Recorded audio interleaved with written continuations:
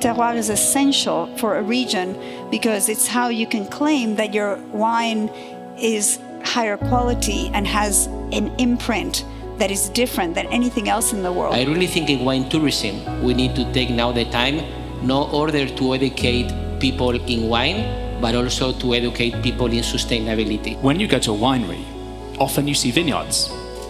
You're tasting wine, but there's that innate connection with vineyards. And of all the products that are made from agricultural initiatives, wine is the one where that agriculture is closest to it, save for, I guess, eating vegetables, But you buy tomatoes in the supermarket without ever seeing them being grown in the wild.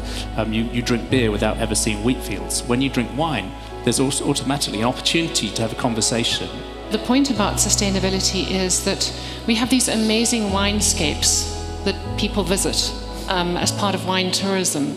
And it's not so much about people thinking about sustainability, but it's about them thinking about what does a place look like when it's not sustainably run. By really telling our local story, we can both sell wine and make the consumer care, because if we don't make them care, we're not going to be around to sell them wine.